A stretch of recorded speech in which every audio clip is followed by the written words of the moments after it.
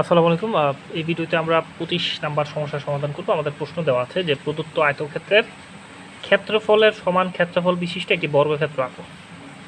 তো আমরা প্রথমে একটা 7 সেন্টিমিটার বাই 3 সেন্টিমিটারের একটা আয়তক্ষেত্র এঁকে নেব। আঁকার পর এখানে এবি রেখাকে একটু সামনের দিকে এক্সটেন্ড করব। এবি রেখাটাকে আমরা একটু ডান দিকে বর্ধিত করব অল্প পরিমাণ।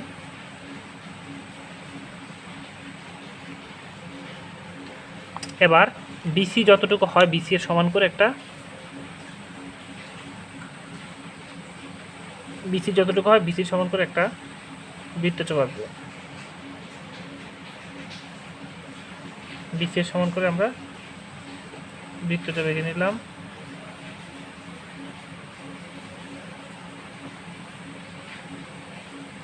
এটার নাম দিয়ে দিলাম হচ্ছে বিই।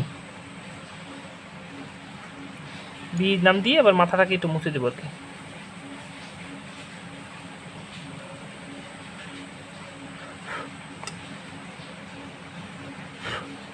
এই যে এটার নাম দিলাম বিই। এবার আমাদের এই যে অংশটা আছে এই রেখাটাকে আমাদের বাইসেক্ট করতে হবে, সমদ্বিখণ্ড করতে হবে। আমরা সমদ্বিখণ্ড করার জন্য অর্ধেকের বেশি ব্যাসার্ধ নিয়ে দুই দিকে এতে বসিয়ে দুই দিকে দুটো মোট 4টা বৃত্তচাপ আঁকলাম। এবার হচ্ছে যে এখানে বসিয়ে দাগ দেব না, আমাদের উদ্দেশ্য হচ্ছে মিডল পয়েন্টটা বের করা। তো এখানে ধরে যে উপরের বৃত্তচাপগুলো আর নিচের বৃত্তচাপগুলোকে ধরে স্কেলে একটা ডট দেব। মোট কথা হচ্ছে এই যে রেখাটা আছে সেটার মধ্যবিন্দু নির্ণয় করা।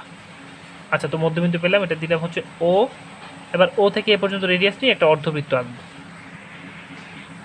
আমরা অর্ধবৃত্ত এঁকে ফেললাম। এবার কাজ হচ্ছে বিসি যে রেখাটা আছে এটাকে অর্ধবৃত্ত পর্যন্ত এক্সটেন্ড করে অর্ধবৃত্ত পর্যন্ত আমরা বর্ধিত করবো এই রেখাটাকে।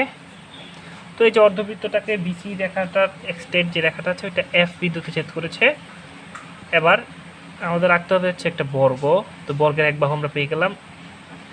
বিএফ যতটুকু হয় এটা এক বাহু হচ্ছে এটার মাপটা কম্পাসের সাহায্যে নেব।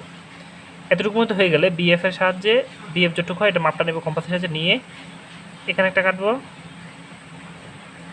এখানে একটা কাটলাম। আবার সেম এই যে এই পয়েন্টটা পেলাম, এখানে একটা কাটবো। এবার এখানে এগুলো যোগ করে দিলে হয়ে যাবে আমাদের এটা।